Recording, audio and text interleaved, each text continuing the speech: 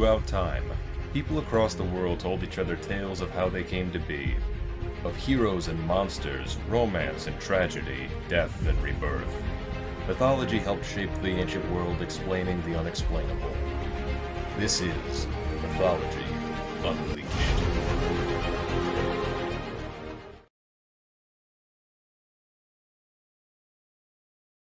400 years following the time of Joseph, the Hebrews settled in the land of Goshen.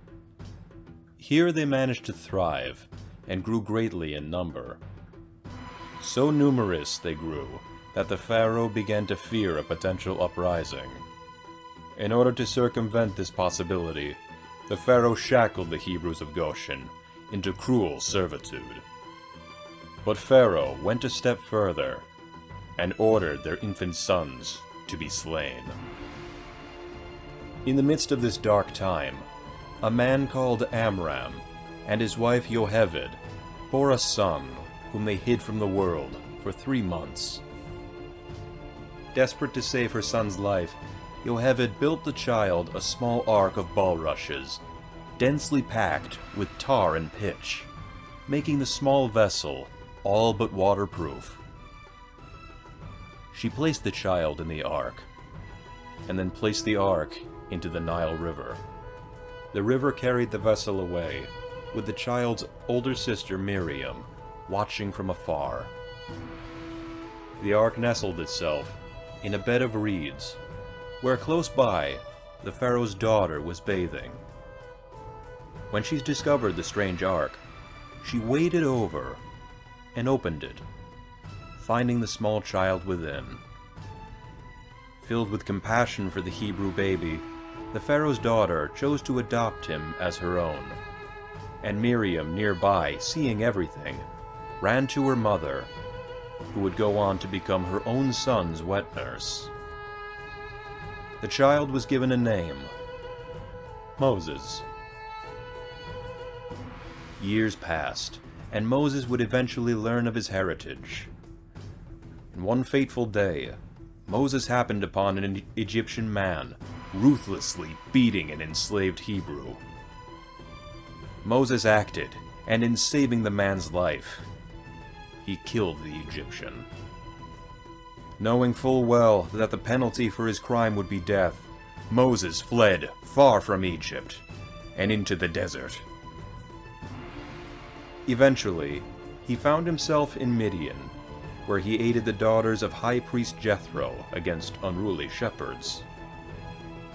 In gratitude, Jethro gave Moses refuge in the land of Midian, and soon would marry Jethro's oldest daughter, Zipporah. Moses went on to live a humble yet happy life as a shepherd, and would go on to become a father of 2 sons, named Gershom and Eleazar. One day, as he was tending his flock on the slopes of Mount Horeb, Moses came upon the sight of a large bush, set ablaze, but not consumed by the flame. And through the burning bush, the God of the Hebrews spoke to Moses.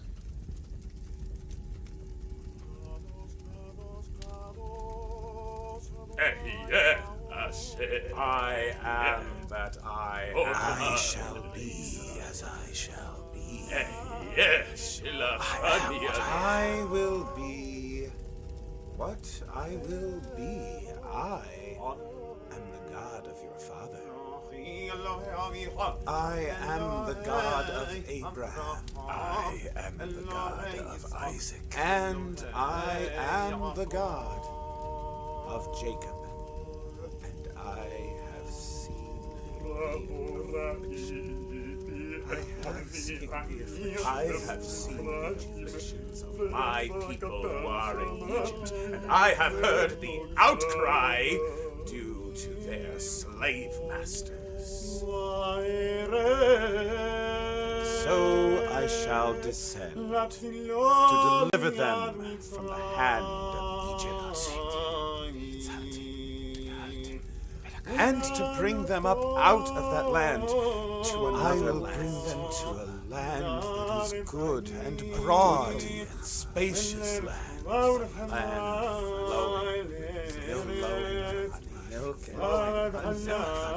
flowing with milk.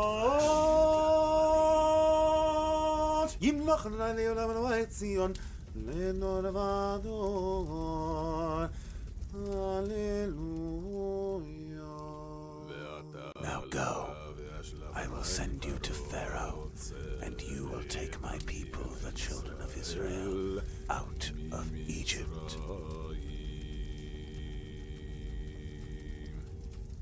Moses was taken aback. Who was he to liberate the Israelites? Would they listen to his words? Or would Pharaoh, for that matter? But the Lord assured him that he would be there with him every step of the journey. He would teach him what to say. And with the staff he carried, Moses would perform God's wonders.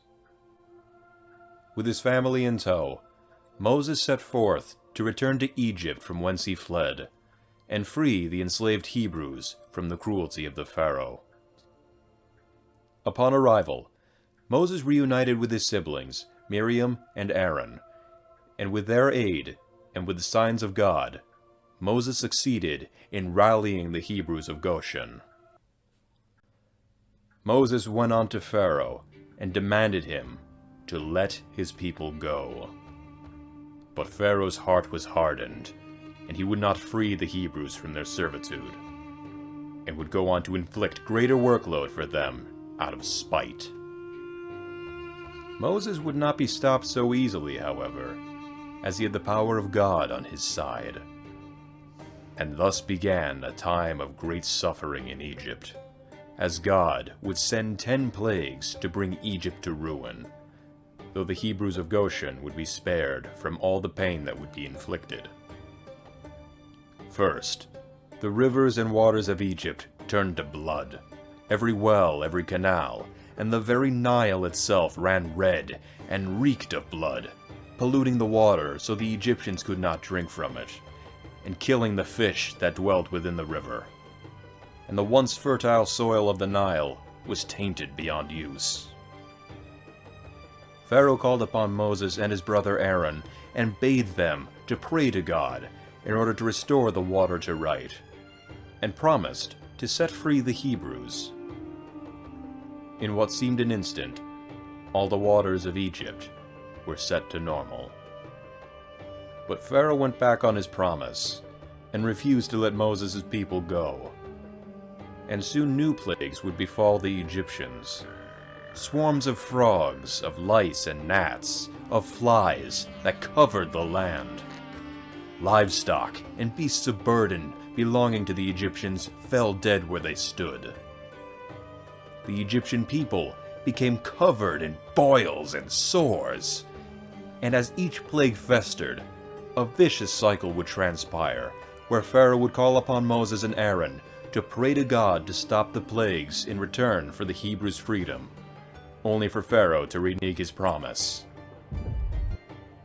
The next plague was a deadly storm of fire and hail, destroying much of the city.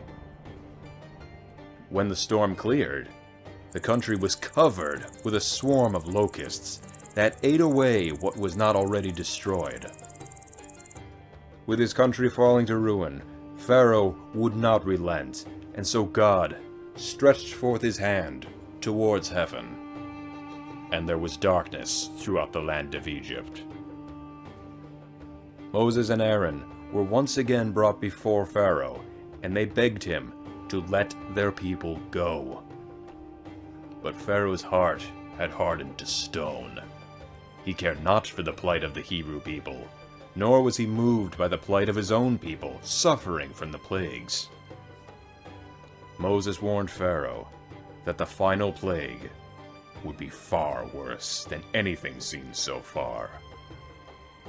But Pharaoh would not listen and sent them away. Upon returning to Goshen, Moses instructed all the Hebrews to sacrifice a lamb, and with its blood to mark their doors. At midnight, God would send the angel of death throughout Egypt, and strike down the firstborn of every household not marked by the blood.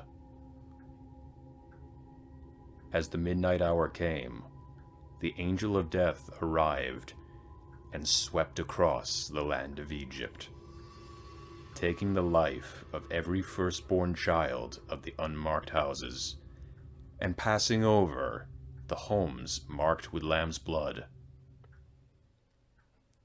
When dawn came, a great cry was heard throughout Egypt, for God had claimed the lives of children from the servants to the cattle to the Pharaoh himself. Pharaoh had finally relented and ordered Moses to take the Hebrews and leave his country, to worship their God as they see fit. The Hebrew people began their journey out of Egypt at daybreak. The Egyptians, fearful from the dangers of the plagues, gave the Hebrews gold, silver, and clothing for their journey, so they would not linger. And so the Hebrews made their way through the desert, guided by a pillar of cloud by day and a pillar of fire by night. In time, the Hebrews came to the shores of Yam Suf, the Red Sea. At that instant, the Pharaoh and the Egyptian army thundered behind them in hot pursuit. But the pillar of fire held the bloodthirsty army at bay, giving the Hebrews a moment's respite. At God's command, Moses took the staff in his hand and held it over the water.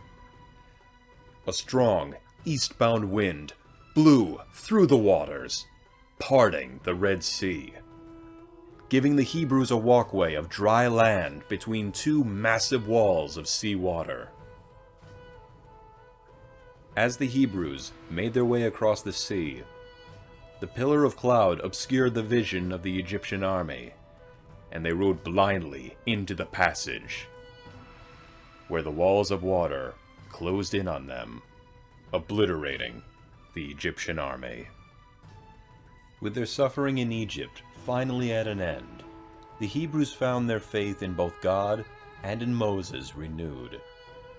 But hardship would soon find them, first in the form of thirst, as they could not drink the waters of Marah.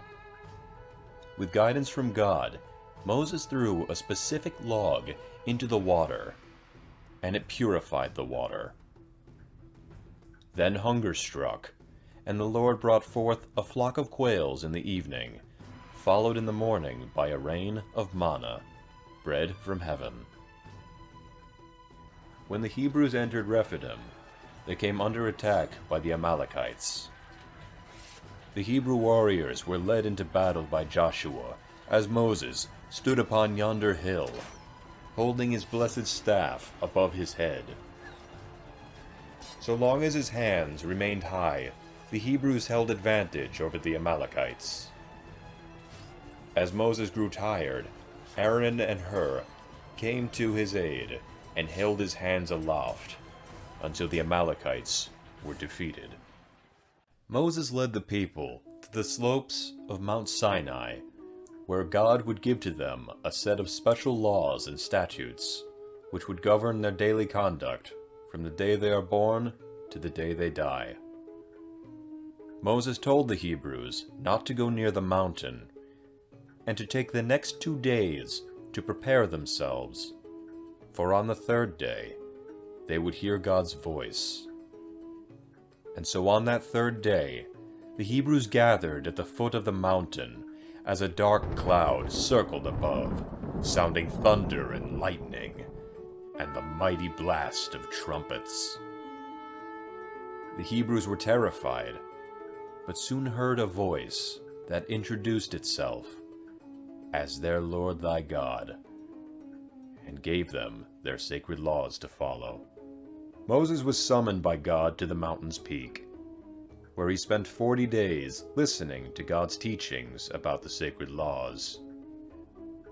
He was given 2 flat tablets of stone, upon which were written the 10 Commandments. Suddenly, God was enraged, for down at the foot of the mountain, Moses' brother Aaron had constructed a statue of a golden calf. and the people were worshipping it. God was determined to destroy the children of Israel for breaking his sacred laws. But Moses stepped in on their behalf, reminding him that they are only human. So God relented, and Moses chastised his people and his brother for their actions, destroying both the golden calf and the stone tablets. The Hebrews were ashamed and afraid, but God decided against immediate retribution, and Moses was given another set of tablets. These tablets were to be kept safe in a special chest called the Ark of the Covenant, and housed in a tent called the Tabernacle, made from the finest materials and to precise specifications. The Ark and the sacred tablets were carried from place to place for as long as the children of Israel wandered in the wilds. For 40 years, Moses and the Hebrews wandered the desert, until all those who had been born into slavery had passed away, and a new generation, born in freedom, was able to enter the promised land. Moses made his way to the peak of Mount Nebo, and saw the promised land, flowing with milk and honey, spread before him, just before he gave his final breath. Moses was honored ever after for delivering the Hebrews from Egypt, acting as leader through hardships, and teaching them the sacred laws that laid the foundation of their society. Through him, the Hebrews gained the first steps to creating a nation for themselves.